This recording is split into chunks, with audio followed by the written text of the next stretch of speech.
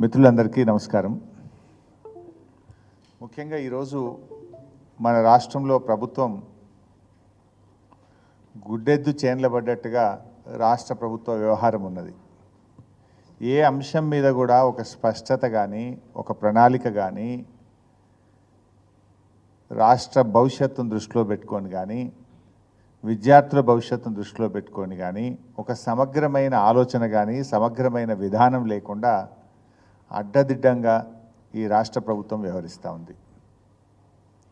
ముఖ్యంగా నిన్న medical admissions విషయంలో ఎంబీబీఎస్ సీట్ల అడ్మిషన్ల ప్రక్రియకు వైద్య ఆరోగ్య శాఖ ఏ నోటిఫికేషన్ అయితే ఇచ్చిందో ఇది మన తెలంగాణ విద్యార్థులకు భవిష్యత్ తరాలకు తీరని నష్టం చేసే విధంగా ఉంది. అంటే మన పిల్లలే మనకు స్థానికేతరులుగా మారే ప్రమాదం తెలంగాణ బిడ్డలు తెలంగాణకు స్థానికేతరులుగా మారే విధంగా ఉంది. అంటే కనీస అధ్యయనం లేకుండా ఎంబీబీఎస్ బీడీఎస్ అడ్మిషన్ల విషయంలో ప్రభుత్వం అమలు చేస్తున్న కొత్త నిబంధనలు ఏవైతే ఉన్నాయో అవి విద్యార్థుల ప్రయోజనాలు దెబ్బతీసే విధంగా ఉంది. ముఖ్యంగా ఇక్కడ 2-3 విషయాలు చాలా ప్రధానమైనటువంటివి. తెలంగాణ ఉద్యమం మీకు తెలుసు, నీళ్లు, నిధులు, నియామకాలు 3 అంశాల మీద జరిగింది. అందులో నియామకాలకు సంబంధించి కేసీఆర్ గారి ప్రభుత్వం మన ఆకాంక్షలు నిజం చేసింది. ఎట్లా? అప్పుడు మన ఉద్యోగాలు మనకే దక్కాలి. ఆ రోజుల్లో ఏంటంటే 60% లోకల్ రిజర్వేషను, 40% నాన్ లోకల్ అని ఓపెన్ కోటా అని నింపేవాళ్ళు. 70-30, 60-40లుగా నింపేవాళ్ళు. కానీ గౌరవనీయులు కేసీఆర్ గారు చాలా శ్రద్ధ పెట్టి రాష్ట్రపతి ఉత్తర్వుల సవరణ చేసి 95% లోకల్స్కు మన తెలంగాణ బిడ్డలకు ఉద్యోగాలు దక్కే విధంగా రాష్ట్రపతి ఉత్తర్వుల సవరణ చేసి ఇది మనం జీవో నంబర్ 124 2018 సంవత్సరంలో జీవో 124 ఇచ్చాం. ఇందులో దీనివల్ల ఏం జరిగింది? రాష్ట్రంలో ఉద్యోగ నియామకాల్లో 95% ఉద్యోగాలు ఆ జిల్లా బిడ్డలకు తెలంగాణ బిడ్డలకు దక్కే విధంగా ఇది మనము ఉద్యోగ నియామకాలకు లోకల్ రిజర్వేషన్ను సాధించాం. గతంలో ఉండేది ఏంది? 60-40, 70-30, అంటే 40% మంది పక్క రాష్ట్రం వాళ్ళు వచ్చి ఓపెన్ కాంపిటీషన్లో తెలంగాణలో ఉద్యోగాలు పొందే అవకాశం ఉండేది. 30% మంది స్థానికేతరులు తెలంగాణేతరులు కూడా తెలంగాణలో ఉద్యోగాలు పొందే అవకాశం ఉండేది. కానీ ముఖ్యమంత్రి గారు స్వయంగా రాష్ట్రపతి గారిని కలిసి ప్రధానమంత్రి గారిని కలిసి తాను స్వయంగా ఢిల్లీకి వెళ్ళి కేసీఆర్ గారు 95% ఉద్యోగాలు తెలంగాణ బిడ్డలకు దక్కే విధంగా ఉద్యోగ నియామకాల్లో మేము సవరణ చేశాం. ఇది ఎప్పుడు? 2018లో జీవో 124 ద్వారా 95% ఉద్యోగాలు స్థానికులకు దక్కే విధంగా సాధించింది బీఆర్ఎస్ ప్రభుత్వం. అయితే విద్య విషయంలో కూడా మనం చేసుకోవాల్సిన అవసరం ఉండే. కానీ ఎస్ఆర్సి స్టేట్ రీఆర్గనైజేషన్ యాక్ట్లో ఏం చెప్పారు వాళ్ళు? 10 ఏళ్ల పాటు తెలంగాణ ఆంధ్రప్రదేశ్లో అడ్మిషన్స్లో ఎడ్యుకేషన్ అడ్మిషన్స్లో పాత పద్ధతి యథావిధిగా కొనసాగుతుంది. అంటే 15% ఏదైతే ఓపెన్ కోటా ఉందో ఆంధ్రాలో 15%లో తెలంగాణ విద్యార్థులు వెళ్ళొచ్చు, తెలంగాణలోని విద్యాలయాల్లో 15% ఆంధ్ర విద్యార్థులు ఇక్కడ రావచ్చు. ఈ పద్ధతిని మరో 10 ఏళ్ల పాటు యథావిధిగా కొనసాగించాలని రాష్ట్ర విభజన చట్టంలో చెప్పారు. అందువల్ల దాన్ని మేము మార్చలేకపోయాం. మీకు ఇంకా బాగా అర్థం చేసుకోవడానికి, ఎందుకంటే చాలా ముఖ్యం, ఒక్కొక్కరు డాక్టర్ కావాలని జీవితాంతం కలగంటారు. పిల్లలే కాదు తల్లిదండ్రులు కూడా రాత్రింబవళ్ళు కష్టపడి పిల్లల్ని చదివిస్తారు. పిల్లలు కూడా నిద్రాహారాలు అని ఒక డాక్టర్ కావాలని జీవితం అంతా తపన పడుతుంటారు. అలాంటి పిల్లల భవిష్యత్తుతో ఇలా రాష్ట్ర ప్రభుత్వం చెలగాటమాడుతూ ఉంది. నిజంగా మేము ఉన్నప్పుడు మీకు తెలుసు 2850 ఎంబీబీఎస్ సీట్లుంటే కేసీఆర్ గారి ప్రభుత్వం రాష్ట్రంలో ఎంబీబీఎస్ సీట్ల సంఖ్యను 9000కు పెంచింది.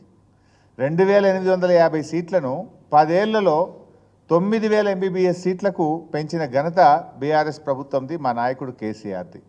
అంటే మేము 3 అంతలు పెంచినాం ఎంబీబీఎస్ సీట్లు, 4 అంతలు పెంచాం దాదాపు. అయితే పెంచిన సీట్లు కూడా తెలంగాణ బిడ్డలకే దక్కాలని మేము చాలా జాగ్రత్తలు కూడా పడ్డాం. ఉదాహరణకు ఇందాక నేను చెప్పాను 15% ఓపెన్ కాంపిటీషన్ ఉండాలి, ఏది మెడికల్ సీట్లలో కానీ ఇంజనీరింగ్ సీట్లు కానీ అన్ని విద్యాలయాల్లో అన్నప్పుడు తెలంగాణలో 2014 రోజు మనకు 20 మెడికల్ కాలేజీల్లో 2850 సీట్లు ఉండేది.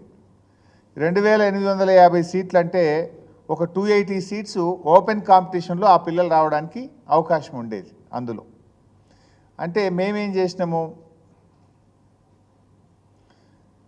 మేము బాగా ఆలోచించి తెలంగాణ వచ్చిన తర్వాత మెడికల్ కాలేజీలు బాగా పెట్టినాం కదా, 20 నుంచి 36 మెడికల్ కాలేజీలు అయినాయి. నేను ఆ రోజు ఆరోగ్య శాఖ మంత్రిగా ఉన్నప్పుడు నేను ఒక నిర్ణయం తీసుకున్నా, తెలంగాణ రాష్ట్రం వచ్చిన నాటికి ఎన్ని మెడికల్ కాలేజీలు ఉన్నాయో దాంట్లో మాత్రం స్టేట్ రీఆర్గనైజేషన్ యాక్ట్లో చెప్పిన ప్రకారంగా 15% ఓపెన్ కోటా పెడతాం.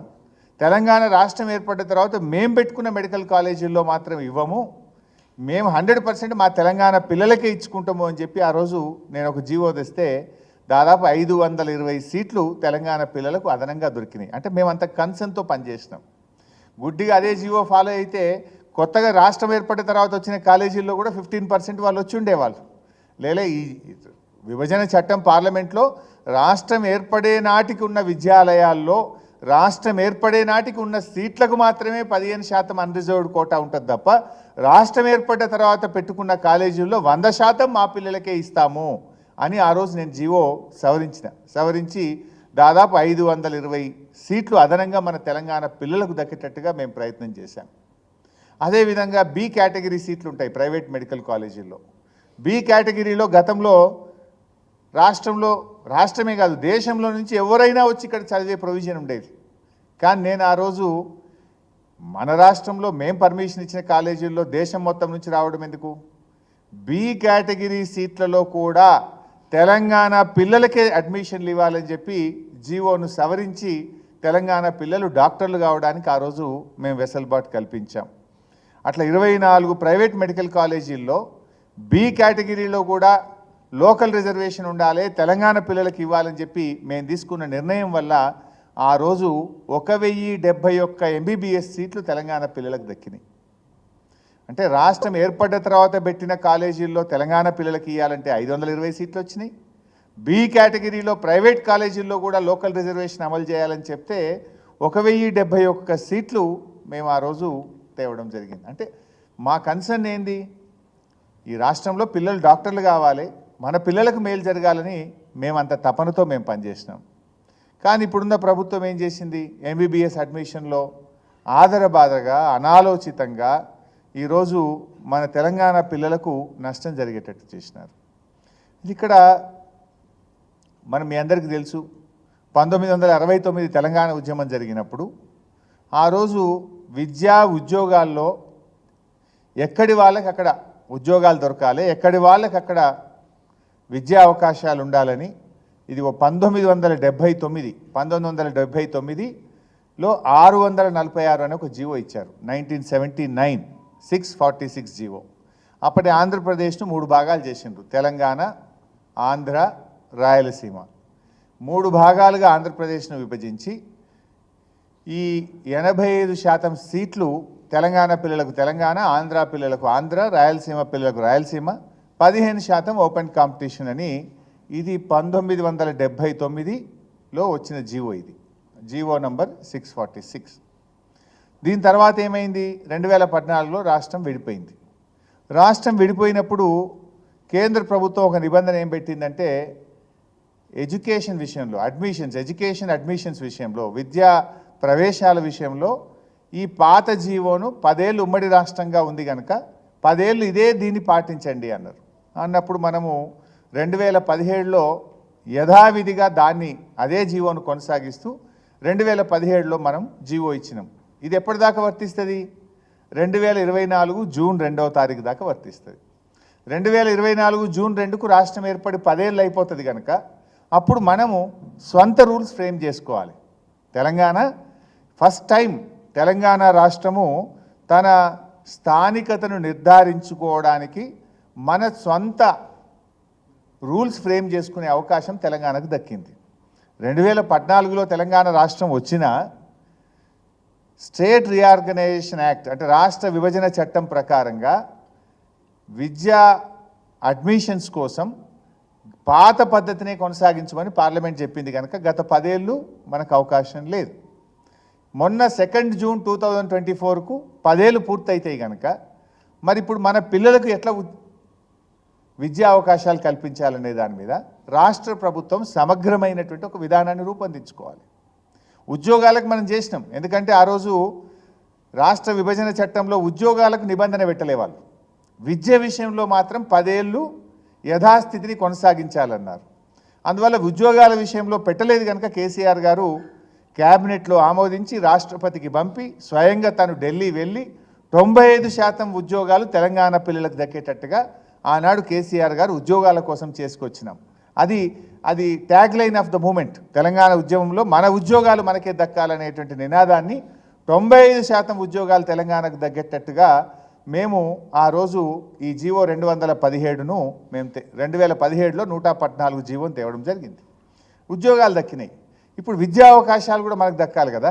ఇంజనీర్లు కానీ, డాక్టర్లు కానీ, లాయర్లు కానీ, ఫార్మసీ కానీ, బీడీఎస్ కానీ, అగ్రికల్చర్ బీఎస్సీ కానీ, అదేవిధంగా పీజీ కోర్సెస్ కానీ, పిహెచ్డి కానీ, అందులో కూడా మరి విద్యలో ఏ రకంగా ఉండాలి అనడానికి ఒక సమగ్రమైనటువంటి స్థానికతను నిర్ధారించేయడానికి ఒక నియమ నిబంధనలను రాష్ట్ర ప్రభుత్వం రూపొందించాలి. కానీ ఇది ఏది పట్టించుకోకుండా రాష్ట్ర ప్రభుత్వము మెడికల్ అడ్మిషన్స్ కోసం మొన్న జీవో నంబర్ 33 అని ఇచ్చింది. జీవో నంబర్ 33 ఇచ్చింది. దీంట్లోకి పోతే ఏమున్నది జీవో నంబర్ 33లో అంటే ఇంటర్మీడియట్ పూర్తయినాక మనం నీట్ ఎగ్జామ్ రాస్తాం మెడిసిన్ కోసం. మీరు చివరి విద్యా సంవత్సరం నుంచి 4 ఏండ్లు ఎక్కడ చదివితే అక్కడ లోకల్ అన్నారు. అంటే ఇంటర్మీడియట్ 2 ఏండ్లు, 9th 10th 2 ఏండ్లు, 9, 10, 11, 12 ఈ 4 ఏండ్లు చదివితే నువ్వు లోకలు అని ఇందులో పెట్టేసినారు. యాక్చువల్గా ఇది ఎప్పుడు ఈ 9th 10th 11th 12th అనేది ఎప్పుడుంది? ఇది ఆల్రెడీ నేను ఇందాక చెప్పినటువంటి 1979వ సంవత్సరం జీవోలో అదే ఉన్నది. దాన్ని యథావిధిగా కొనసాగించండి అంటే 2017 జీవోలో కూడా అదే ఉంది. కాకపోతే అందులో ఆ జీవోలో ఏముందంటే ఇది ఒకటే లేదు. మీరు చూస్తే పారాగ్రాఫ్ 1, 2 ఈ ఫస్ట్ పారాగ్రాఫ్ 1, 2 మాత్రమే పెట్టిండ్రు. కింద ఏమున్నది ఇంకా దీని యాజ్ ఇట్ ఈజ్ మొత్తం పోతే మీరు గడిచిన 7 సంవత్సరాల్లో అంటే మీరు ఇంటర్మీడియట్ నుంచి నీట్ ఎగ్జామ్ రాయడానికి ముందు 7 సంవత్సరాల్లో 7 సంవత్సరాలు మీరు ఇక్కడ చదివి ఉండాలి. బై పొరపాటున ఓ 2 ఏండ్లు బయట చదివితే అట్లీస్ట్ మ్యాక్సిమం 7లో మ్యాక్సిమం అంటే 4 years 4 ఏళ్ళైనా ఇక్కడ చదివి ఉంటే మీరు లోకల్ అవుతారు. 7 ఏండ్లలో 4 సంవత్సరాలన్న తెలంగాణలో చదివి ఉంటే మీరు లోకల్ అవుతారు అనేది ఉండే. దాన్నేమో తొలగించేసిండ్రు. ఓన్లీ లాస్ట్ 4 years అనేది పెట్టేసిండ్రు. లాస్ట్ 4 years అని పెట్టిండ్రు. యాక్చువల్గా మీరు దీన్ని కాపీ కొట్టడం కాదు. మీకు ఇప్పుడు ఏమైపోయింది? 10 years అయిపోయింది. You are free to frame your own rules. మనము మన స్థానికతను నిర్ధారించడానికి మనము రాష్ట్రముగా నిర్ణయం తీసుకోవాలి. మేము ఆ రోజు తీసుకున్నాం. ఉద్యోగాల కోసం మేము తీసుకున్న జీవోలో చాలా స్పష్టంగా 2018లో మేము తీసుకున్నటువంటి జీవోలో చాలా స్పష్టంగా మేము అన్ని విషయాలు కూడా అందులో చెప్పాం. ఏది ఈ 7 years ఉంటే 7 yearsలో పూర్తిగా చదివి ఉండాలి. 7లో 4 years చదివినా పర్వాలేదు, లేదా చివరి 4 సంవత్సరాలు చదివినా పర్వాలేదు. అంటే ఇట్లా వేరియస్గా ఎక్కడ కూడా తెలంగాణ బిడ్డలకు అన్యాయం జరగకుండా జాగ్రత్తగా ఉద్యోగాల కోసం మేము ఆ రోజు ఫ్రేమ్ చేసినాం. మరి విద్యా అవకాశాల కోసం మీరు కూడా ఫ్రేమ్ చేయాలన్నా వద్దా? ఒక మెడికల్ ఎడ్యుకేషన్కు మీరు రూల్స్ ఇచ్చినారు. మరి లా సంగతి ఏంది? ఇంజనీరింగ్ సంగతి ఏంది? యూనివర్సిటీ అడ్మిషన్స్ ఏంది? ఒక సమగ్ర ప్రణాళిక ఉండద్దా? రాష్ట్రంలో ఎవరు ఉద్యోగానికి అప్లై చేసినా ఏ గవర్నమెంట్ ఉద్యోగానికైనా ఒక జీవో ఇచ్చినాం మేము. అదేవిధంగా 1979లో విద్యా ఉద్యోగం కోసం సమగ్రమైన జీవో అప్పుడు కూడా ఇచ్చారు. కానీ ఈ రాష్ట్రంలో కేవలం మెడికల్ ఎడ్యుకేషన్కి ఇచ్చిండ్రు. ఆ మెడికల్ ఎడ్యుకేషన్లో 4 ఏళ్ళు అనే నిబంధన పెట్టారు. ఇది ఎంత అసమగ్రం అంటే ఉదాహరణ 2-3 చెప్తాను నేను. ఇప్పుడు 10th అయిపోయింది. ఇంటర్మీడియట్కి ఎవరన్నా పోయి గుంటూరులో చదివినరు, విజయవాడలో చదివినరు, లేదా బెంగళూరులో చదివినరు, వాడు నాన్ లోకల్ అయిపోతారు కదా. ఇప్పుడు ఇంటర్మీడియట్ పోతే ఇంకోటి ఎవరన్నా పిల్లలు ఇప్పుడు పీజీ ఉంటుంది. ఎంబీబీఎస్ తర్వాత ఏముంటుంది? పీజీ ఉంటుంది. ఎంబీబీఎస్లో నీట్లో మంచి ర్యాంక్ వస్తే మన పిల్లలు ఎక్కడ తీసుకుంటారు? AIIMS Delhi, AIIMS Jaipur, Madras top కాలేజెస్లో పోయి సీట్ తీసుకుంటారు.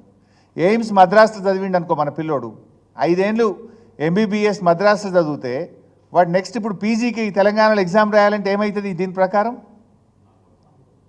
వరుసగా చివరి 4 ఏళ్ళు ఏడు చదివితే వాళ్ళు లోకల్ అని పెట్టినావు. మన బిడ్డ నీట్లో ఆల్ ఇండియా కోటాలో 15% ఓపెన్ కాంపిటీషన్, దేశంలో ఎక్కడైనా సీటు కొట్టచ్చు. ఢిల్లీలోనో మద్రాసులోనో ఎయిమ్స్లో సీటు కొడితే రేపు పీజీ చదవడానికి తెలంగాణ వస్తా అంటే అతను నాన్ లోకల్ అవుతాడా కాదా? దీని ప్రకారం అంటే మన తెలంగాణ బిడ్డ మనకు నాన్ లోకల్ అయిపోతుంది. ఇప్పుడు మన పిల్లలు కొంతమంది పోయి విదేశాల్లో చదువుతున్నారు, ఫిలిప్పైనో, చైనా, రష్యాలో పోయి ఎంబీబీఎస్ చదువుతున్నారు. ఎంబీబీఎస్ పూర్తయి వాపసు వచ్చి నేను తెలంగాణలో పీజీ చేస్తా అంటే మనకు అవకాశం ఉందా? దీని ప్రకారం he will become non local. కొంతమంది మన పిల్లలు కర్ణాటకలో, మహారాష్ట్రలో డొనేషన్ కట్టి ఎంబీబీఎస్ చదువుతున్నారు. ఎంబీబీఎస్ చదివి బ్యాక్ వచ్చి నేను పీజీకి ఎగ్జామ్ రాస్తా అంటే he will become non local. అంటే ఎంత అస్పష్టత ఉన్నది ఇందులో. రెండవది, ఇప్పుడు కొంతమంది పిల్లలు లాంగ్ టర్మ్ కోచింగ్ పోతారు 4 years తర్వాత. నువ్వు లాస్ట్ 4 years అంటే ఉండవు కదా నువ్వు. అసలు ఇప్పుడు దేశంలో ఎక్కడైనా కూడా మనం ఇప్పుడు చూడండి, నేను ఇది కేరళ, కర్ణాటక, తమిళనాడు వాళ్ళ ఎంబీబీఎస్ అడ్మిషన్స్కు వాళ్ళు అవలంబించే పద్ధతి ఏంది? తెలంగాణది నిన్నటి దాకా ఒక ప్రత్యేక పరిస్థితి. అంతకుముందు ఉమ్మడి ఆంధ్రప్రదేశ్లో కలిసి ఉన్నాం. 10 ఏళ్ళు ఉమ్మడి రాష్ట్రంగా విద్యా అడ్మిషన్స్ మనం చేసినాం. This is the first year, ఇది మొదటి విద్యా సంవత్సరం తెలంగాణ సొంత రాష్ట్రంగా తమ విద్యార్థులకు విద్యా అడ్మిషన్స్ కోసం, ప్రవేశాల కోసం తమ సొంత రూల్స్ ఫ్రేమ్ చేసుకునే మొదటి అవకాశం ఇవాళ తెలంగాణకు వచ్చింది. నిన్నటి వరకు నీకు లేదు. నిన్నటి వరకు నువ్వు ఉమ్మడి ఆంధ్రప్రదేశ్ యొక్క విద్యా విధానాలనే కొనసాగించినాం. బికాజ్ రాష్ట్రం ఏర్పడిన తర్వాత కూడా 10 ఏళ్ళు విద్యా ప్రవేశాల కోసం పాత పద్ధతినే పాటించాలని పార్లమెంట్ చట్టం చేసింది. అందువల్ల నిన్నటిదాకా నీకు అవకాశం లేదు. నువ్వు కూడా ఇదే పద్ధతి చేసినావు అంటే మనం అదే పద్ధతి చేసినాం. ఎందుకు చేసినాం? Parliament said you have to follow for the next 10 years. ఇప్పుడు నీకు అది అవకాశం, ఇప్పుడు అవసరం లేదు. Now you are free, you are independent. Telangana రాష్ట్రంగా మన పిల్లలకు విద్యా ప్రవేశాల కోసం స్థానికతను నిర్ధారించడానికి నువ్వు స్వంతగా నిర్ణయం తీసుకునే అధికారం ఈరోజు తెలంగాణ రాష్ట్రానికి వచ్చింది, మన రాష్ట్రానికి ఉన్నది.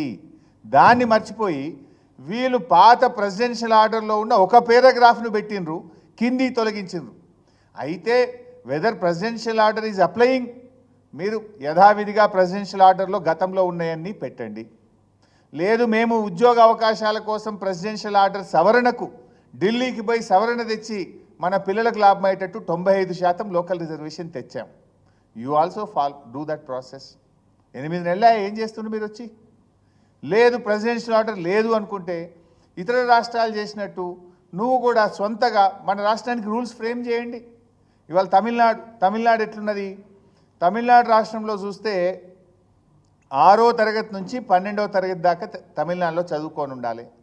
తల్లిదండ్రులు కూడా తమిళనాడు వాళ్ళు అయ్యి ఉండాలి. రేషన్ కార్డు ఉండాలి తమిళనాడులో. రేషన్ కార్డో, బర్త్ సర్టిఫికెటో, నేటివిటీ సర్టిఫికెటో మేము తమిళనాడు వాళ్ళమని తల్లిదండ్రికి ఉండాలి. పిల్లలు కూడా 6 నుంచి 12 చదివితే వాళ్ళకాడ ఎంబీబీఎస్ సీటు దొరకడానికి వాళ్ళ అర్హత ఉన్నది. అది తమిళనాడు రాష్ట్రం అట్లా వాళ్ళు తయారు చేసుకున్నారు. కర్ణాటకకు పోతే ఏమంటున్నారు? 7 సంవత్సరాలు కర్ణాటకలో చదువుకొని ఉంటే చాలు. తల్లి కానీ తండ్రి కానీ ఇద్దరుంటే ఇంకా మంచిది. ఒక్కరన్నా కర్ణాటకలో ఉండి ఉంటే వాళ్ళ పిల్లలు కర్ణాటక పిల్లలుగా పరిగణించి వాళ్ళకు ఎంబీబీఎస్ సీట్లకు అడ్మిషన్ ఇస్తాం. ఇది కర్ణాటక పద్ధతి. కేరళలో ఒక పద్ధతి ఉంది.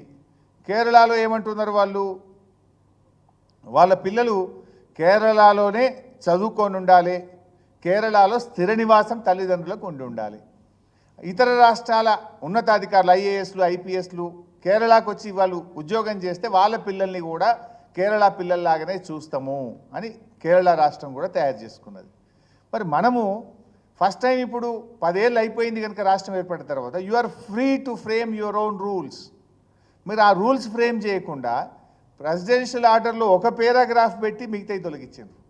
దీనివల్లే అప్పుడేముండే 4 ఏళ్ళు ఇక్కడే చదువుకొని ఉండాలి, ఇది ఇంటర్మీడియట్ 9th 10th, లేదా గత 7 సంవత్సరాల్లో 4 ఏళ్ళు తెలంగాణలో చదివి ఉన్నా కూడా నువ్వు లోకల్గా ఎలిజిబిలిటీ అవకాశం ఉండేది. ఇవన్నీ గమనించాలి కదా.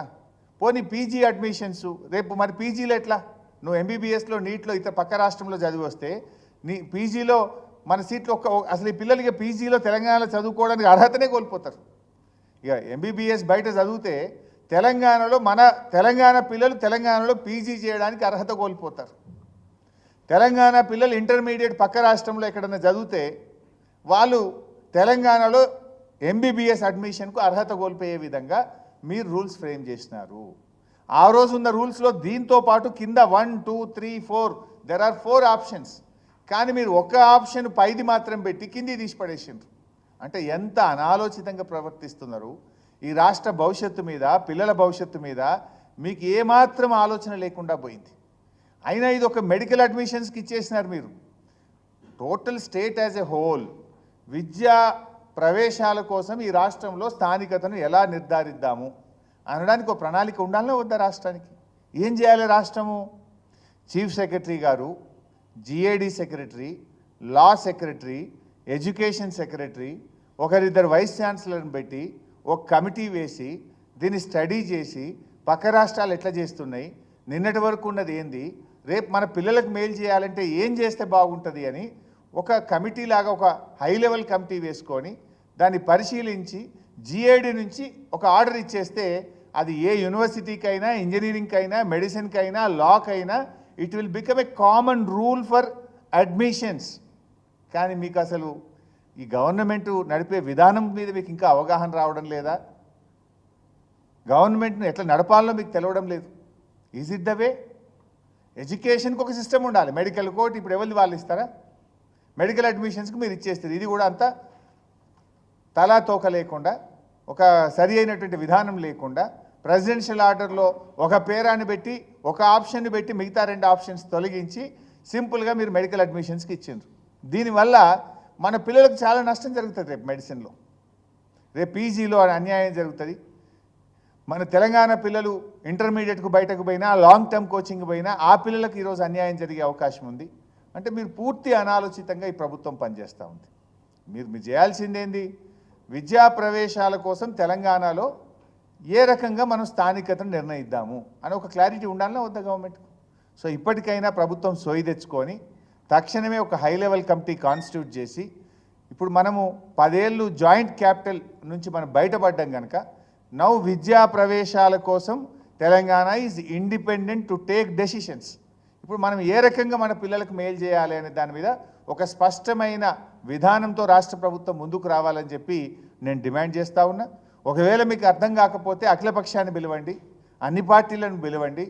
ఏ రకంగా మన తెలంగాణ పిల్లలకు మేలు చేయాలనో ఓ అఖిలపక్షాన్ని పిలిస్తేనైనా మేమైనా వచ్చి మీకు తగిన సూచనలు మా అనుభవరీత్యా మేము అందిస్తాం. అందరం కలిసి తెలంగాణ పిల్లలకు మేలు చేసే విధంగా పనిచేద్దాం. ఆ రోజు మేము ప్రైవేట్ కాలేజీల్లో బి కేటగిరీ సీట్ల విషయంలో జాగ్రత్త వహించాం. తెలంగాణ ఏర్పడ్డాక కొత్త కాలేజీలు పెడితే 100% పిల్లలకు మన పిల్లలకు దక్కేటట్టుగా మేము ప్రయత్నం చేసినాం. కానీ మీరు అసలు గాల్ల దీపంలాగుంది మీ పాలన. ఒక అవగాహన లేకుండా మీరు వాళ్ళు చేస్తూ ఉన్నారు. నాకు అర్థమవుతలేదు అసలు. డైరెక్టర్ మెడికల్ ఎడ్యుకేషన్ ఏం చేస్తున్నాడు? వైస్ ఛాన్సలర్ హెల్త్ యూనివర్సిటీ ఏం చేస్తున్నాడు? మరి ఈ సెక్రటరీ ఎడ్యుకేషన్ ఏం చేస్తున్నట్టు? ఇంత అవగాహన లేకుండా ఉంటారా? Is it the way? కొన్ని లక్షల జీవితాలు కదా ఇది. లక్షల మంది విద్యార్థులతో మీరు చెలగాటమాడుతున్నారు. ఎంత కష్టపడతారు పిల్లలు డాక్టర్ కావాలని? 9,000 ఎంబీబీఎస్ సీట్లు ఉన్నాయి ఈరోజు మన రాష్ట్రంలో. ఆ పిల్లల జీవితం ఒకసారి మిస్ అయిపోతే, ఒక విలువైన విద్యా సంవత్సరం మిస్ అయిపోతే ఎంత కష్టపడతారు ఆ పిల్లలు? లీగల్గా కూడా కోర్టుకు పోయినా ఇదంతా కూడా పెద్ద సమస్యగా మారే అవకాశం ఉంది.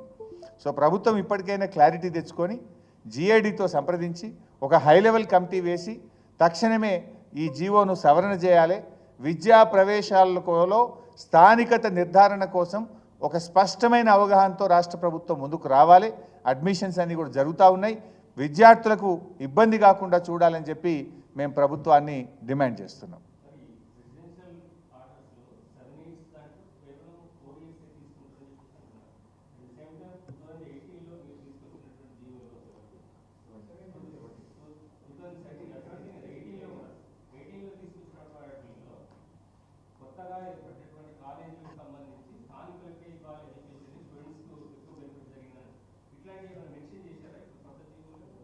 దేంట్లో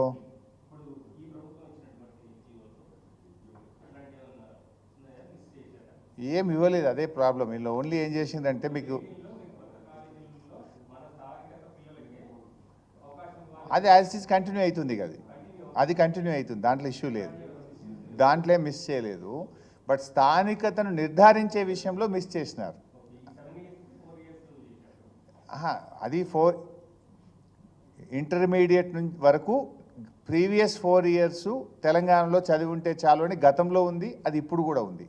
అయితే గతంలో దీంతో పాటు ఇంకో ABCD స్థానికత కోసం ప్రెసిడెన్షియల్ రూల్లో 4 విధానాలు, 4గిట్లలో ఏ ఒక్కటి ఉన్నా కూడా పిల్లలకు అర్హత ఉండేది. వీళ్ళ 4గిట్లో 3 తొలగించి మొదటిది మాత్రమే పెట్టేసినారు. యాక్చువల్గా ఇప్పుడు ఏంటంటే అది presidential rule, you have to reframe now. నిన్నటి దాకా నీకు అవకాశం లేదు. ఎందుకు?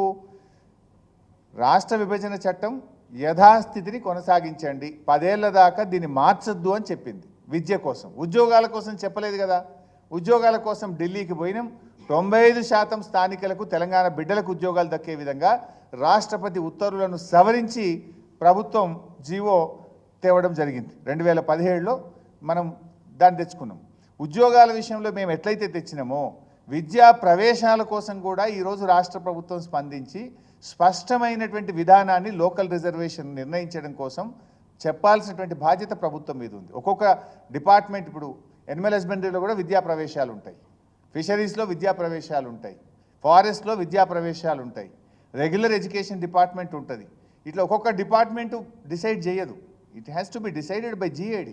ప్రభుత్వంగా క్యాబినెట్గా ఒక నిర్ణయం తీసుకొని ఒక పాలసీని ఇస్తే అన్ని విద్యాలయాలు దాన్ని పాటిస్తాయి.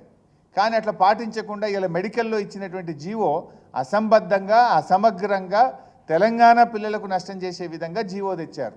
అందువల్ల ఈ ప్రభుత్వానికి, అందుకని ఆయన మొదట్లోనే అన్నాడు గాల్లో దీపంలాగా ఉంది పాలన, ఇప్పటికైనా కళ్ళు తెరవండి, అర్థం కాకపోతే అఖిలపక్షాన్ని పిలవండి, మేము కూడా వచ్చి తగిన సూచనలు చేస్తాం, రాష్ట్ర ప్రయోజనాలు కాపాడదాం, మన విద్యార్థులకు తెలంగాణలో అడ్మిషన్స్ దొరికే విధంగా ప్రభుత్వం నిర్ణయం తీసుకోవాలనేటువంటిది మా యొక్క సూచన.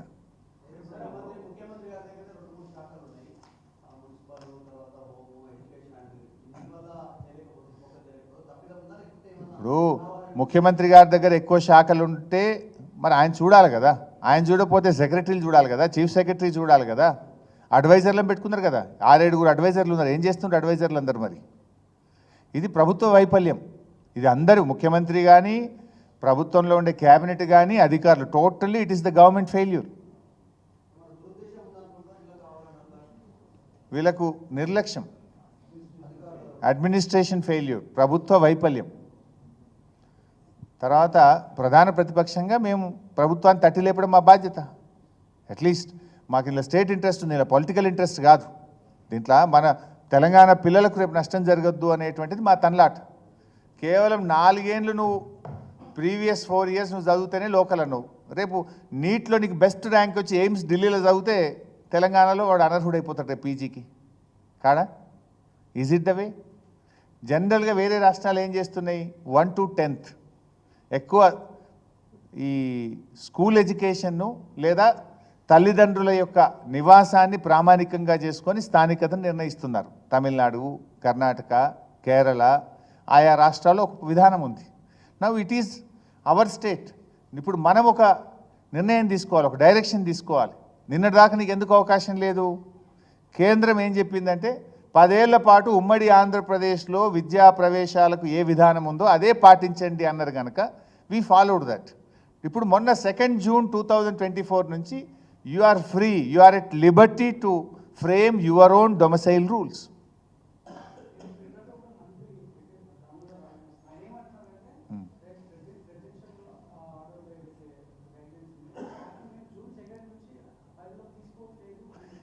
తీసుకోకపోతే మరి నువ్వు కొత్త రూల్స్ ఫ్రేమ్ చేయాలి కదా.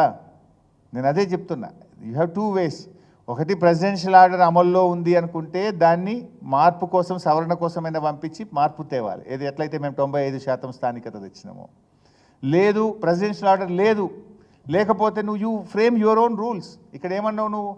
9th, 10th, 11th, 12th 4 ఏళ్ళు ఇటు చదివితే లోకల్ అన్నావు. పక్క రాష్ట్రం వాళ్ళు వచ్చి 4 ఏళ్ళు చదివితే కూడా లోకల్ అయిపోతారు కదా. అట్లా కూడా మనకు నష్టమే కదా. 9th, 10th, 11th 4 years చదివితే లోకల్ అని పెట్టినావు నువ్వు ఈరోజు. Is it correct? Will it help Telangana students? ఈయన పేరెంట్స్ లేదు, ఏమి లేదు. ఇక only 9th 10th 11th 12th 4 ఏళ్ళు చదువుతాను వీడ లోకల్. సో ఇప్పుడు మళ్ళీ అదే పద్ధతి పెట్టినావు నువ్వు. అంటే నీకు బాధ్యత లేదా? నిన్నటి వరకేమో నీకు కంపల్షన్ ఉండే, ఇప్పుడు నువ్వు కంపల్షన్ లేదు కదా నీకు. ఇప్పుడు నువ్వు పెట్టింది కూడా ఏం పెట్టినావు? ఆ ప్రెసిడెన్షియల్ రూల్లో ఉన్న ఫస్ట్ పేరు అని పెట్టినావు అంతే. సెకండ్ థర్డ్ ఫోర్త్ పేరు అది చేసినావు. దాని పర్యావసానాలు ఏంది? 4 years అని పెట్టినావు. MBBS is a 5 years course. నువ్వు ఇలా కర్ణాటకలో ఎంబీబీఎస్ బెంగళూరు అది వచ్చిండు మెరిట్లో మన పిల్లోడు. రేపు వచ్చిడ నేను పీజీ చేస్తా, సర్జరీ చేస్తా, జనరల్ సర్జన్ చేస్తా అంటే యూఆర్ నాన్ లోకల్. తప్పకుండా వెళ్తా, మంచి విలువైన సూచనలు చేస్తా. బికాస్ నేను 610 జీవోలో శాసనసభా సంఘ సభ్యుడిగా పనిచేసిన ఆ రోజు 2004లో తెలంగాణ రాష్ట్రం ఏర్పడక ముందు మన ఉద్యోగాలు మనకు దక్కాలని 610 జీవో అమలు కోసం ఆ రోజు అసెంబ్లీ హౌస్ కమిటీలో నేను సభ్యుడిగా పనిచేసిన. లోతైన అవగాహనతో చెప్తున్నా తప్ప నేనేదో గాలివాటంగా రాజకీయం కోసం చెప్తలేను. రాష్ట్ర ప్రయోజనాల కోసం, మన పిల్లల కోసం చెప్తున్నా. ఇవి పక్క రాష్ట్రాలు కూడా నేను స్టడీ చేసిన. కేరళ ఎట్లా చేస్తుంది, కర్ణాటక ఎట్లా చేస్తుంది, తమిళనాడు ఎట్లా చేస్తుంది, ఇవన్నీ స్టడీ చేసి చెప్తున్నా. మేము ప్రభుత్వంలో ఉన్న రోజేమో ఆ రోజు మాకు ఈ అవకాశం లేదు. అవకాశం ఉన్నాయని నేను చేసిన. బి కేటగిరీలో తెలంగాణ వాళ్ళకే రావాలి అని నేను జీవో సవరణ చేసిన. తెలంగాణ ఏర్పడ్డాక పెట్టిన కాలేజీల్లో తెలంగాణ వాళ్ళకే ఇస్తూ 15% ఓపెన్ కోటా తీసేసి చేసినాం. Now today it is your government, you have to take a call. Government is at fault. ఇది పూర్తిగా పరిపాలన వైఫల్యం. ఇంకొక విషయం కూడా చెప్పి ముగిస్తా బైసాబ్. ఇంకో టాపిక్, వేరే టాపిక్. ప్రభుత్వం ఈ మధ్యకాలంలో 5 రోజుల ప్రోగ్రాం తీసుకున్నారు, స్వచ్ఛదనం పచ్చదనం. ఐడియా ఉందా మీకు? విన్నారా? గతంలో మేమేమో పారిశుద్ధ్య వారోత్సవాలు అని చేసేవాళ్ళము. దాని పేరు మార్చి స్వచ్ఛదనం పచ్చదనం అని 5th August to 9th August ఒక 5 రోజుల ప్రోగ్రాము రాష్ట్ర ప్రభుత్వం అనౌన్స్ చేసింది. సంతోషం, వి వెల్కమ్. ఎందుకంటే మేమైతే గతంలో వర్షాలు పడకముందే స్టార్ట్ చేసి చెత్తా చెదారం లేకుండా డ్రైనేజ్ అంతా కూడా క్లీన్ చేసి ఎక్కడ కూడా పిచ్చి మొక్కలు లేకుండా, సో దట్ ఏంటంటే వర్షాకాలంలో అంటు రోగాలు రావద్దు, మలేరియా, డెంగ్యూ, ఫైలేరియా ఇట్లాంటి జ్వరాలు, విష జ్వరాలు రావద్దు, ప్రజల్ని ఆరోగ్యంగా ఉంచాలని ప్రయత్నం చేసేవాళ్ళం. ఈ ప్రభుత్వం అసలు గ్రామ పంచాయతీలను నిర్వీర్యం చేసింది, పట్టించుకున్న పాపాన పోలేదు. పేరుకు స్వచ్ఛదనం పచ్చదనం అని అనౌన్స్ చేసిండ్రు, కానీ నయా పైసా ఇవ్వలే. ₹1 ఇస్తే ఒట్టు. ఇప్పుడు స్వచ్ఛదనం పచ్చదనంలో ఏం చెప్పిండ్రు? మొదటి రోజు, ఫస్ట్ రోజు మీటింగ్ పెట్టుకోవాలన్నట. టు ఐడెంటిఫై ద ఇష్యూస్, గ్రామాల్లో ఏం సమస్యలనే గుర్తించి ఆ రోజు గుర్తించి మీరు సమస్యలన్నీ గుర్తించి ఐడెంటిఫై చేసుకోమని చెప్పిండ్రు. సంతోషం, ఐడెంటిఫై చేసుకున్నాం. రెండో రోజు ఏం చెప్పిండ్రు? రెండవ రోజు వీళ్ళు ఇచ్చిన programme OHSR cleaning, drinking water pipelines అన్నీ కూడా బాగా చేయాలని చెప్పిండ్రు. OHSR క్లీన్ చేయాలంటే ఏం చేస్తామే? బ్లీచింగ్ పౌడర్ వేస్తాం, తుడిచి మంచిగా బ్లీచింగ్ పౌడర్ వేయాలి.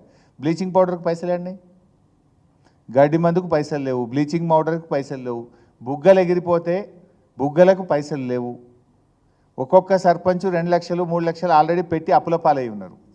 సర్పంచులు దిగిపోయినాక పంచాయత్ సెక్రటరీలు వచ్చిండ్రు. ఒక్కొక్క పంచాయత్ సెక్రటరీ జీతం డబ్బుల్లో నుంచి 60,000 70,000 పెట్టిండ్రు. ఈ రాష్ట్రంలో ఏ ఊరికన్నా పోండి, ఐ ఛాలెంజ్ దిస్ గవర్నమెంట్. ప్రతి పంచాయత్ సెక్రటరీ 30,000 నుంచి ₹1,00,000 సొంత జీతం డబ్బులు ఖర్చు పెట్టారు. ప్రతి గ్రామ పంచాయతీలో 1,00,000 నుంచి 5 లక్షలు 10 లక్షలు దిగిపోయిన సర్పంచ్లకు బిల్లులు వచ్చేది ఉన్నది.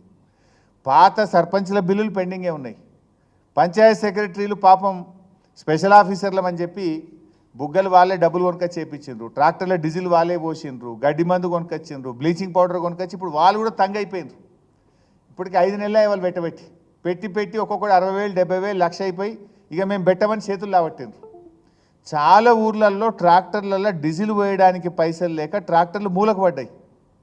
మరి డీజిల్కు పైసలు లేక ట్రాక్టర్లు మూలకు పడితే ఇక పచ్చదనం ఎక్కడిది, స్వచ్ఛదనం ఎక్కడిది? స్వచ్ఛదనం చేయాలంటే ముందు ట్రాక్టర్ల డీజిల్ ఉండాలి కదా. ఆ గ్రామ పంచాయతీ వర్కర్లకు 2 నెలల జీతాలు పెండింగ్ ఉన్నాయి, పారిశుద్ధ్య కార్మికులకు 2 నెలల జీతాలు పెండింగ్ ఉన్నాయి. బుగ్గలు కొందామంటే పైసలు లేవు, బ్లీచింగ్ పౌడర్కు పైసలు లేవు. గడ్డి మందుకు పైసలు లేవు, డీజిల్కు పైసలు లేవు, పెట్టిన పైసలు వస్తాయో రావో అర్థమైతలేదు. ఇప్పటికే ఏమైందంటే వాళ్ళు ట్రాన్స్ఫర్లు చేసిండ్రు. వాడు పంచాయతీ సెక్రటరీ 70,000 80,000 పెట్టే దాన్ని మనం ట్రాన్స్ఫర్ చేస్తుంది. నా పైసలు వస్తాయో రావో నేను పోతే ఎట్లా? మొన్నటిదాకానేమో రేపు వస్తాయో మాపు వస్తాయో, వస్తే డ్రా చేసుకుంటా అన్నాడు. ఇంత ట్రాన్స్ఫర్ అయిపోయాయి, ఆడ కొత్తోడు వచ్చాయి. మరి పెట్టిన పైసలు ఏం కావాలి? ఒక ప్రోగ్రాం పెడితే గవర్నమెంట్కు ఆలోచన ఉండాలి కదా. నువ్వు స్వచ్ఛధనం పచ్చదనం అని పెడితివి, మరి ఏంది ప్రోగ్రాం? ఏంది? బ్లీచింగ్ పౌడర్ కొట్టుండ్రి, ట్యాంకులు క్లీన్ చేయండి, గడ్డి మందు కొట్టుండ్రి, దోమలకు ఆయిల్ బాల్స్, ఎక్కడ నీళ్ళుంటే ఆయిల్ బాల్స్ వేయండి, పిచ్చి మొక్కలు తీసేయండి, ట్రాక్టర్లో డీజిల్ పోసి మంచి బ్లేడ్ కొట్టి ఆ పిచ్చి మొక్కలన్నీ తీసేయండి. డీజిల్కి పైసలు లేపాయి, ట్రాక్టర్ పని చేయదా. ఆయిల్ బాల్స్ వేద్దామంటే పైసలు లేపాయి, బ్లీచింగ్ ట్యాంకులు కడిగి వాటర్ ట్యాంకులలో బ్లీచింగ్ పౌడర్ వేద్దామంటే పైసలు లేకపోయాయి, బుగ్గలు పోతే బుగ్గలు వేద్దాం, వానకాలం పాములో తేల్లో కప్పలు వస్తాయంటే ఆ బుగ్గలు వేసేందుకు పైసలు లేకపోయాయి. ఇక ఎక్కడి పచ్చదనం, ఎక్కడి స్వచ్ఛదనం? ఓ ప్రోగ్రామ్ ఇస్తే కేసీఆర్ గారు అయితే ప్రోగ్రామ్ ఇచ్చేటప్పుడు డబ్బులు విడుదల చేసి, అంటే నిధులు ఇచ్చి విధుల గురించి చెప్పాలి. నిధులు లేకుండా విధులు చేయమంటే ఏం చేస్తారు అధికారులు? ఏం చేయాలి? మొక్కుబడిగా ప్రోగ్రాం చేయడమే తప్ప అసలు ఆ ప్రోగ్రాం సక్సెస్ అవుతుందా? మీరు వచ్చిన 8 నెలలుగా, ఇవాళ కరెక్ట్గా 8 నెలలు కాంగ్రెస్ గవర్నమెంట్ అధికారంలోకి వచ్చి ఇవాళకి 8 నెలలు పూర్తయినాయి. 8 నెలలు అయింది మీ గవర్నమెంట్ వచ్చి. గ్రామ పంచాయతీలకు 8 పైసల నిధులు ఇచ్చిండ్రా అని నేను అడుగుతున్నా. 8 పైసా, ఒక్క పైస ఇస్తే ఒట్టు గాలికి వదిలేసిండ్రు. ఇవాళ గ్రామాల్లో పోతే పాపం ప్రజలు పట్టణాల్లో గ్రామాల్లో మలేరియా, డెంగ్యూ, వైరల్ ఫీవర్స్తో బాధపడుతున్నారు, పిచ్చి కుక్కలతో బాధపడుతున్నారు. ఆసుపత్రుల్లో బెడ్లు దొరకలేవు, ఆసుపత్రుల్లో పోతే మందులు దొరకలేవని నిన్న సాక్షి పేపర్ రాసింది, ఇలా వెలుగు పేపర్ రాసింది. పొద్దుగాల పేపర్ చదివిన. మందులు పోతే స్కానింగ్ మిషన్ పనిచేస్తలేదట, కొన్ని గోళీలేమో లేనేలేవు, బయట కొనుక్కోమంటున్నారట. 30 రోజుల గోళీలు రాస్తే 10 రోజులకే ఇచ్చిండ్రట. అంటే దవాఖానలలో గోళీలు కూడా లేవు. ఇక మీ పాలన గట్లున్నది. ఇది వెలుగు పేపర్ల, ఆంధ్రజ్యోతిలో, సాక్షిలో, పత్రికల్లో వచ్చిన వార్తలు చదువుతున్నాను నేను. ఈ మీ పత్రికలు ఇలా ఈ పరిస్థితి ఉన్నది. ఇలా గోళీలు లేవు, దవాఖానల మంచాలు లేవు. ఎందుకు లేవు? పచ్చదనము పరిశుభ్రత లోపించి గందరగోళమైన పరిస్థితి ఇలా గ్రామాల్లో పోతే. ప్రోగ్రామ్ ఇస్తే కనీసం వాళ్ళకి ఏమైనా పైసలు ఉన్నాయా? డీజిల్ పైసలు ఉన్నాయా? వాళ్ళ జీతం ఇచ్చినామా? బ్లీచింగ్ పౌడర్ ఉందా? బుగ్గలు ఉన్నాయా? ఆలోచన ఉండద్దా? ఏం ప్రోగ్రామ్ ఇస్తారని నాకు అర్థం కాదు. ప్రోగ్రామ్ ఇస్తే ఏమని చేయాలి? వాడు పోయి ఆఫీసర్లు ఎట్లా పని చేయాలి? నయా పైసా లేకుండా చెట్లు పెట్టుండ్రి అంటే ఆ చెట్లకు కనీసం ట్రాన్స్పోర్ట్ చేయడానికి ట్రాక్టర్ వద్దా? డీజిల్ వద్దా? చెట్లు తీసుకుపోయి వేయాలంటే ట్రాక్టర్లో డీజిల్ వద్దా?